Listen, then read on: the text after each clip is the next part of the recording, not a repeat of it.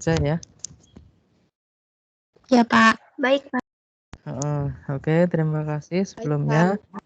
Assalamualaikum warahmatullahi wabarakatuh.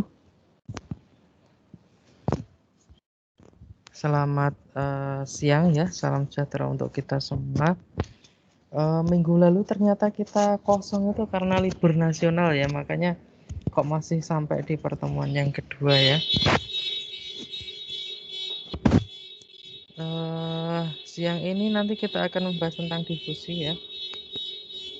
Sudah terlihat apa yang saya share kan sudah ya? Sudah Pak. Sudah Pak. Oke. Langsung saja ya. Kita melanjutkan materi ya. Kemarin kita masih membahas tentang penyakit infeksi ya, khususnya yaitu bakteri ya. Nah, berikutnya yaitu kita akan membahas uji aktivitas antibakteri metode difusi. Nah, ini sudah dipraktekkan ya dengan Pak Rahmat ya tentunya ya. Nah, ini nanti kita akan membahas ya terkait dengan bagaimana konsep difusi itu sendiri ya. Iya. Nah, apa yang pertama yang harus kita pahami di sini yaitu terkait dengan antibakteri ya. Antibakteri yaitu suatu senyawa yang digunakan untuk mengendalikan pertumbuhan bakteri yang bersifat merugikan atau patogen. Nah, ini ya. Jadi ketika kita mengadakan uji aktivitas antibakteri, maka niat kita di sini bukan untuk mensterilkan, ya, tidak seperti itu, ya. Kita tidak akan pernah mampu untuk mensterilkan mikroorganisme, ya. Kecuali kalau hanya pada alat, gitu ya, hanya pada bahan tertentu, nah itu kan bisa.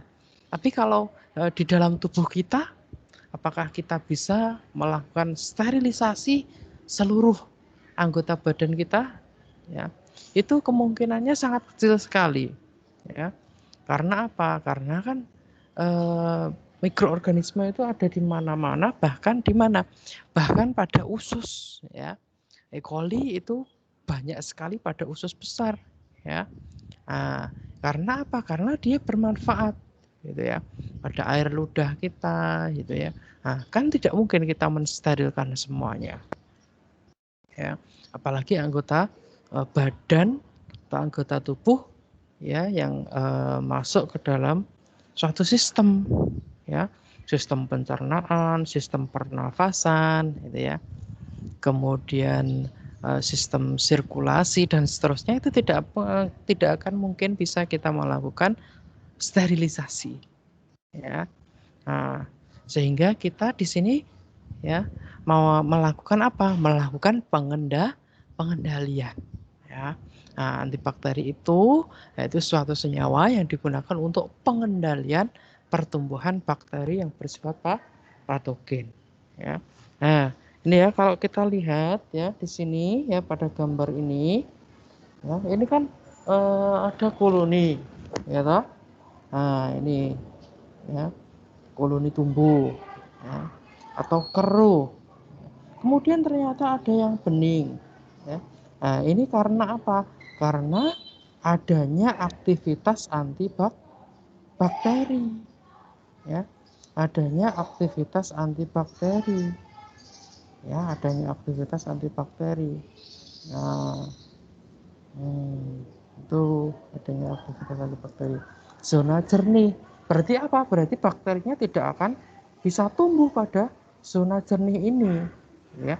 Kalau yang keruh-keruh nih ya ini berarti ya ditumbuhi oleh bakteri, gitu ya.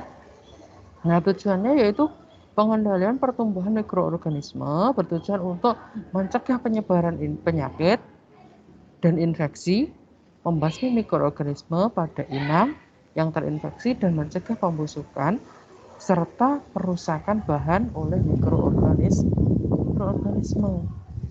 Ya, tujuannya itu. Ya. Kemudian cara penghambatannya, ya.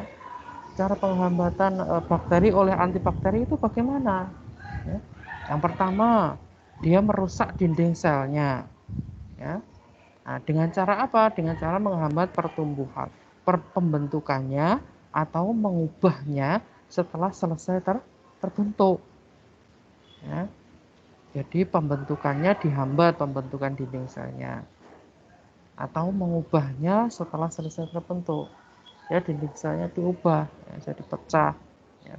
Kemudian perubahan permeabilitas membran sitoplasma sehingga menyebabkan keluarnya bahan makanan dari dalam sel.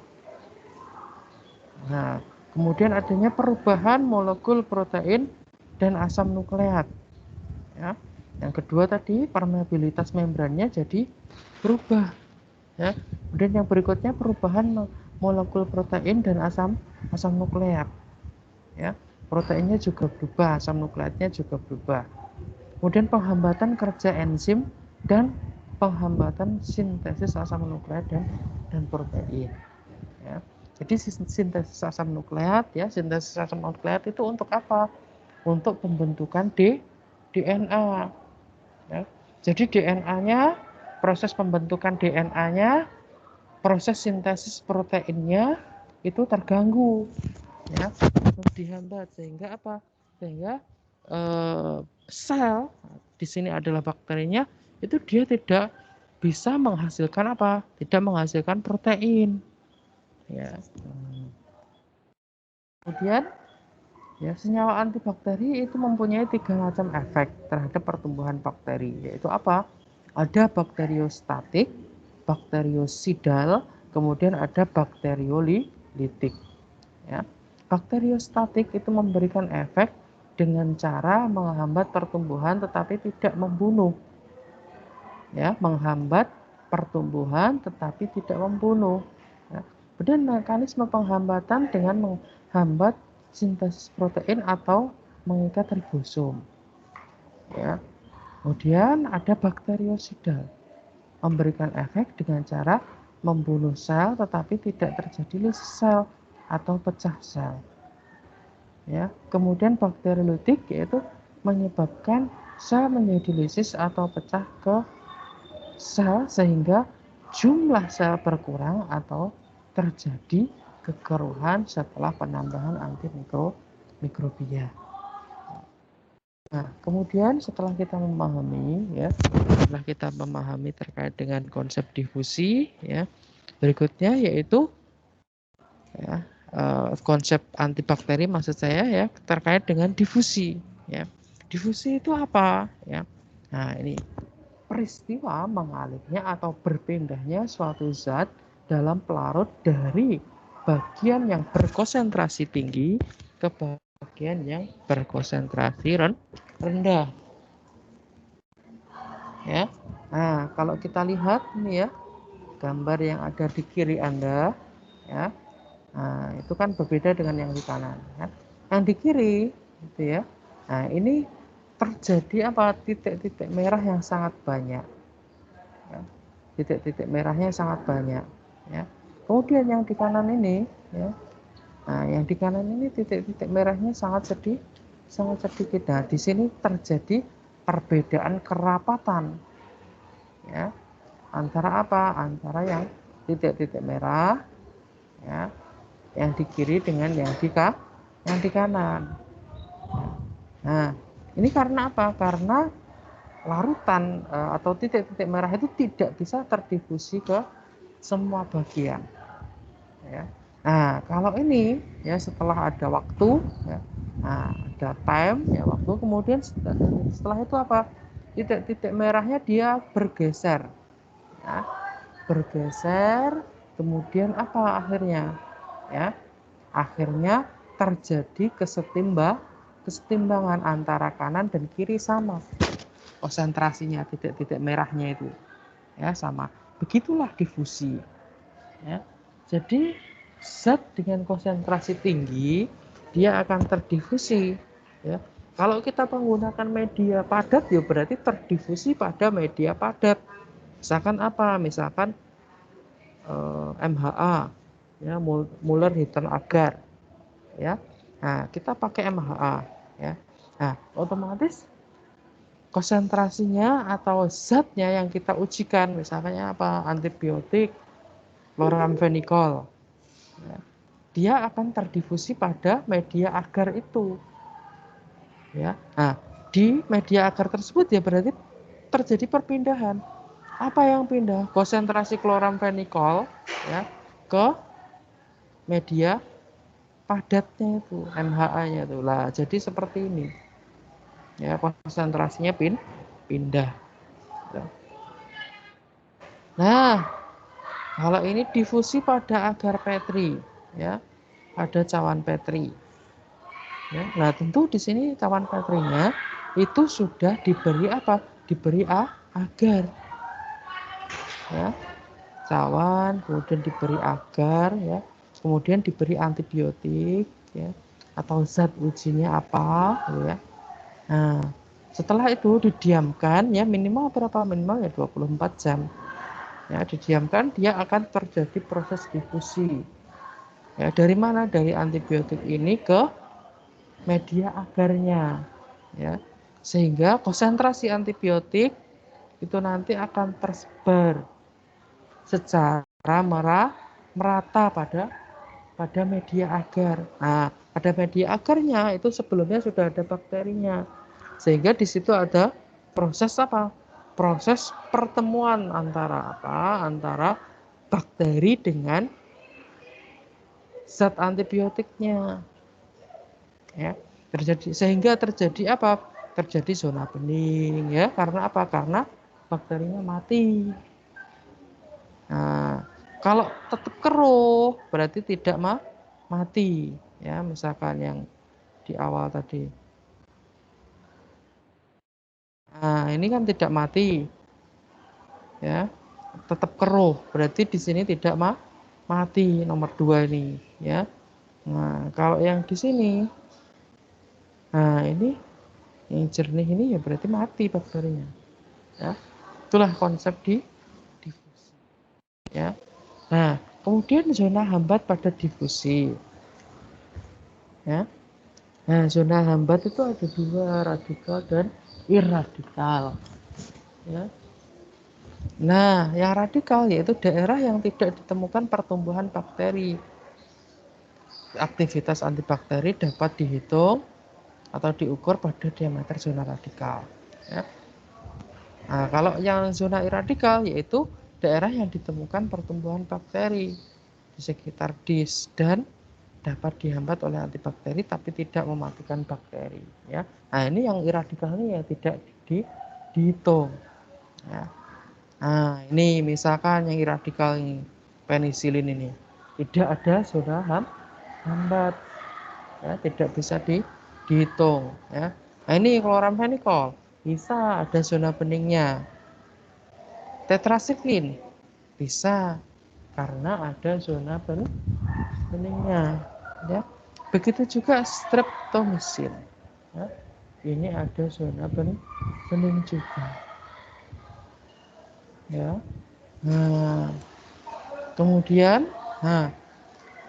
diklasifikasikan, ya. Ternyata ya zona bening tadi itu kan bermacam-macam.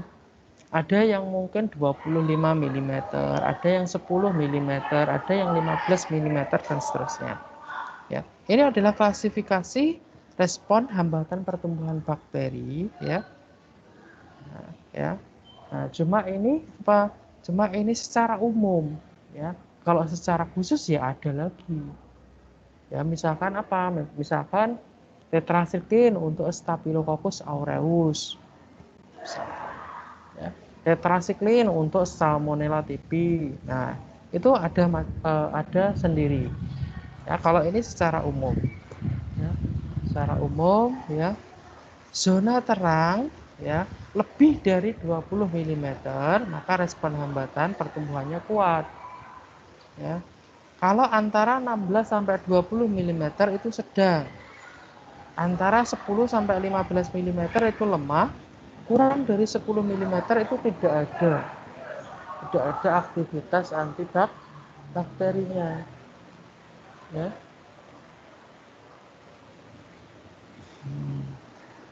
seperti ini ya. Tapi kalau secara umum kalau secara khusus ya, misalkan tadi kita secara khusus ya, misalkan chloramphenicol untuk bakteri Salmonella typhi ya, jadi kita harus cari apa standarnya terlebih dahulu ya, itu ada ya. Kalau ini secara umum. Nah, kemudian macam-macam metode difusi. Ya. Jadi uji aktivitas antibakteri dengan metode difusi itu banyak sekali, ya, banyak sekali. Ada metode disk diffusion, ya, kemudian ada metode e-test, kemudian ada disk plate teknik, metode cup plate teknik, kemudian metode gradient plate teknik. Ya. Nanti akan kita bahas satu persatu ya. Yang pertama yaitu metode disk diffusion. Ya. Bertujuan untuk menentukan aktivitas antibakteri. Ya. Piringan yang berisi agen antibakteri diletakkan pada media agar yang telah ditanam bakteri uji. Agen antibakteri akan berdifusi pada media agar tersebut. Ya, area jernih mengindikasikan adanya hambatan pertumbuhan bakteri dari agen antibakteri. Ya. Jadi ini hanya menggunakan apa? Menggunakan cakram. Ya. Tapi bagaimana? Ya, tapi kita tetap harus menyiapkan media untuk pertumbuhan bakterinya apa. Kemudian media untuk uji difusinya apa. Ya. Kemudian kita siapkan juga biakan bakterinya. Nah, kalau sudah ya, nanti kita standarisasi ya. Ya, standarisasi dengan McFarland. Kalau sudah terstandar, nah, baru kita tanam. Setelah itu kita beri apa? Antibiotiknya, distribusinya. Ya. Nah, ini ya. Jadi ini ada media. Ya. Kemudian diberi apa? Diberi dis ya. Cuma dis ini adalah dis antibiotik tertentu. Ya. Nah, ya macam-macam, bisa tetrasikline, penicillin, streptomycin, ya. Dan antibiotik-antibiotik yang lain ya, tinggal ditanam ya. Setelah itu diinkubasi 24 jam. Setelah itu bisa kita amati ya, apakah terjadi atau terdapat zona hambat ataukah tidak ya. Kemudian nanti zona hambatnya diukur ya, nanti masuk yang mana, apakah dengan kuat ya, sedang, ataukah lemah ya, ataukah tidak ada ya. Kemudian ada metode e-test ya, bertujuan untuk mengestimasi. Nah, ini hanya mengestimasi, jadi tidak bisa menentukan ya, harus dipahami ya. E-test ini tidak bisa menentukan, hanya mengestimasi saja ya. Kalau menentukan KHM itu ya pakai apa ya, pakai dilusi ya, nanti akan kita bahas lagi. Kalau ini hanya mengkira-kira saja ya, tidak bisa menentukan.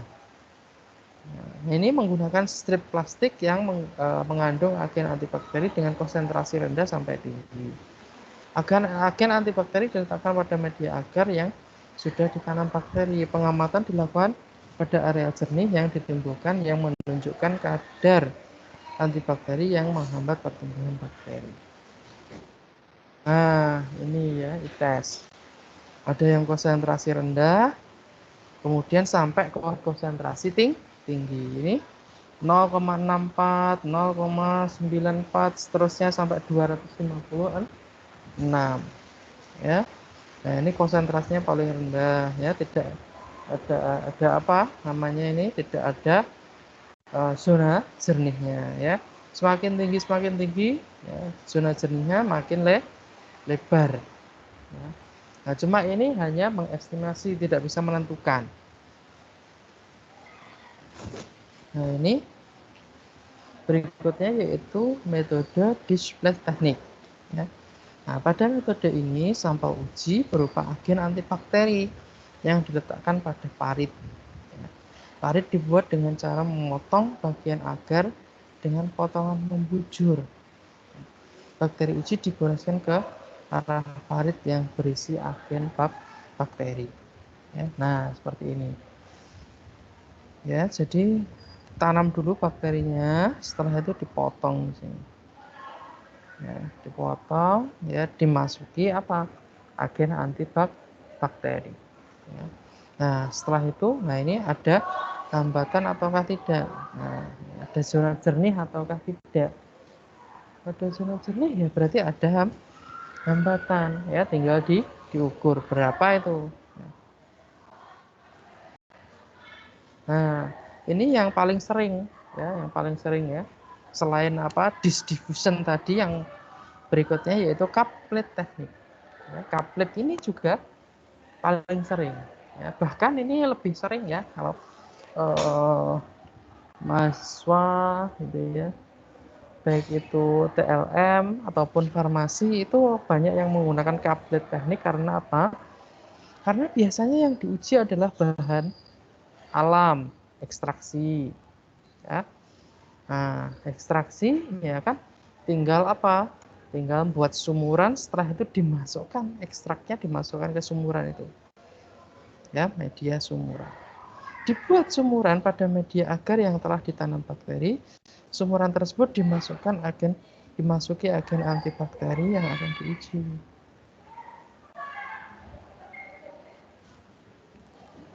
Ya, dibuat sumuran. Nah, ini ya.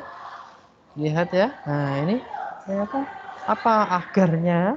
Ya, agarnya itu berlubang. Ya. Jadi media ya, kemudian kita lubangi, kita beri lubang ya dengan burproof ya. Kemudian setelah itu ditambahkan dengan apa? Ditambahkan dengan agen antibakterinya atau ekstraknya. Di bagian mana? Di bagian lubangnya itu. Nah, ini kan konsentrasinya beda-beda sehingga apa zona hambatnya, zona jerihnya juga beda-beda. Ini 10 ini nggak terlihat ya. Nah, kemudian 20 mulai terlihat. Mulai terlihat zona jerihnya. 40 dia lebih lebar. Ya, 80 ya. Itu lebih lebar lagi. Ya, 100 itu lebih lebar lagi. Ya, nah ini 100 konsentrasi apa namanya? Agen antibakterinya. 100 mg per mililiter.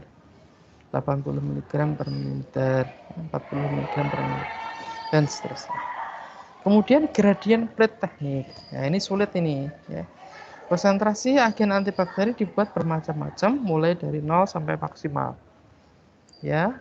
Tadi yang paling sering adalah diffusion sama couplet. Ya, couplet teknik. Yang paling banyak, yang paling sering dipakai untuk uji aktivitas antibakteri. Ya, karena apa? Karena ini uji aktivitas antibakteri metode difusi itu adalah metode dasar untuk menentukan apakah agen itu dia memiliki aktivitas antibakteri ataukah tidak. Nah, kemudian ya ini ya metode gradien plate teknik. Ya. Konsentrasi agen antibakteri dibuat bermacam-macam mulai dari 0 sampai maksimal. Media agar disiapkan dalam bentuk cair. Media agar cair dicampur dengan agen antibakteri dan ditanam pada cawan Petri dengan posisi miring. Ditambahkan media pertumbuhan bakteri lagi. Ditanam bakteri uji dengan menggores. Diinkubasi selama 24 jam dihitung dengan rumus ya. Nah, ini rumusnya X, Y, C. X-nya panjang total pertumbuhan mikroorganisme yang mungkin ya.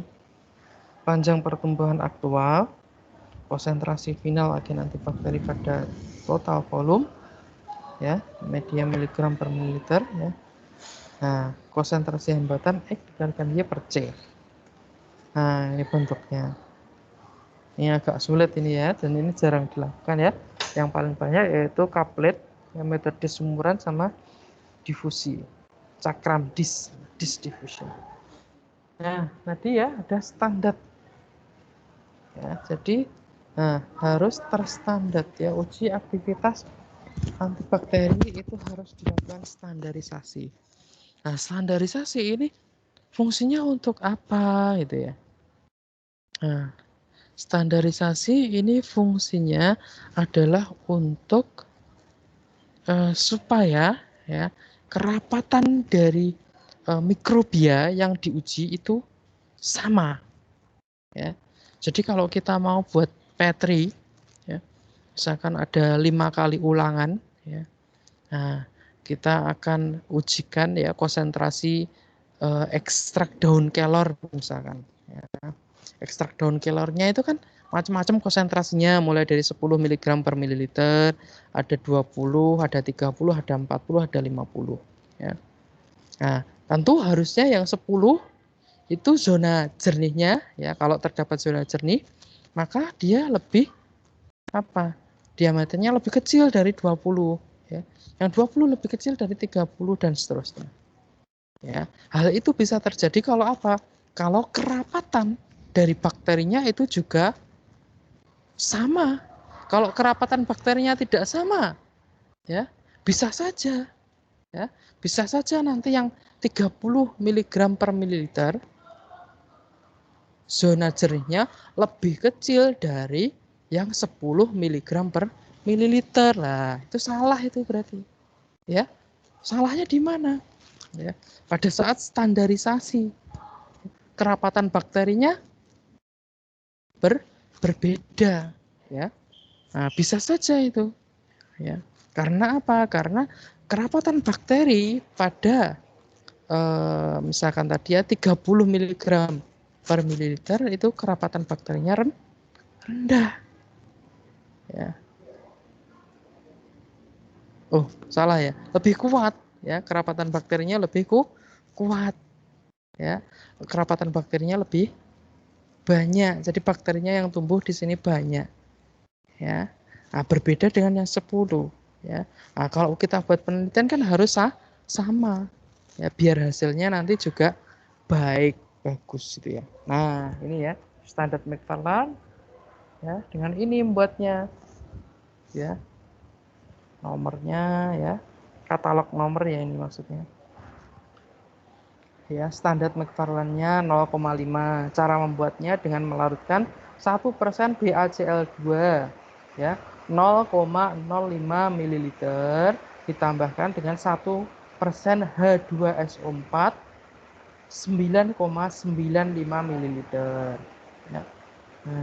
Ini jumlah apa? Jumlah kerapatan bakteri atau bakteri jumlah sel bakterinya 1,5 kali 10 pangkat 8 per mililiter suspensi. Nah, kalau kita mau buat standar yang 1,0 ya ini ya.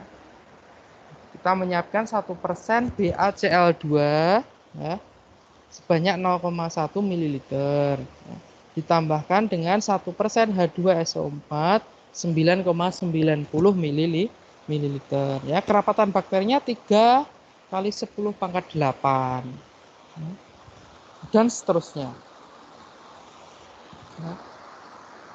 Nah, ini adalah apa? Jumlah perkiraan ya, sel bakterinya per berapa? Per 1 mililiter. Ya.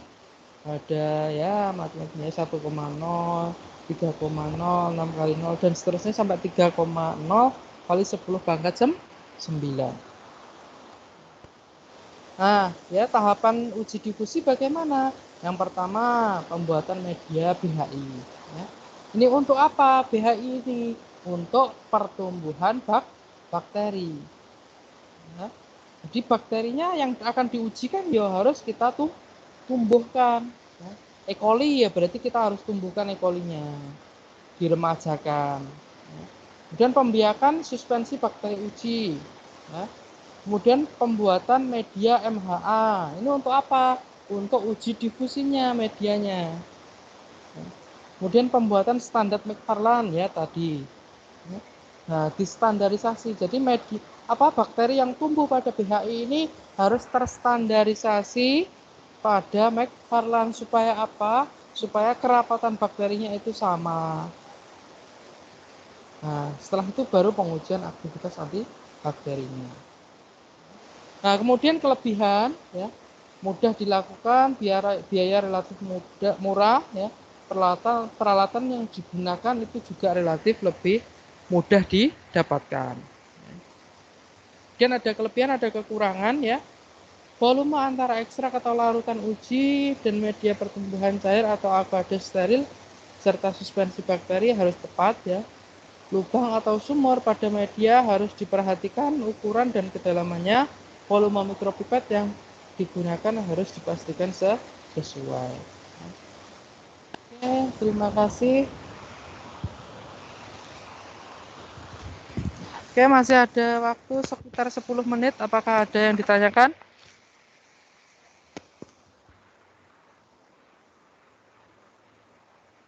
Halo? Di sini hujan deras banget. Iya Pak, di sini juga hujan deras Pak. Iya. Belum ada terdengar Pak, belum ada yang ditanyakan Pak dari saya. Oh iya. Oh iya. Ya. Ini hujan deras banget ya. Oke ya, kalau Belum ada yang ditanyakan. Oke, kalau tidak ada ya. Terima kasih. Kemudian nanti untuk yang minggu lalu itu kan kita kosong ya karena hari libur nasional itu nanti diganti waktu hari lain ya. Kapan ya? Nanti menghubungi saya ya, Claudia ya. Baik, Pak. Oke. Ya, kalau tidak ada yang ditanyakan ya, terima kasih untuk hari ini. Kita akhiri meetingnya ya. Akhirul kalam. Assalamualaikum warahmatullahi wabarakatuh dan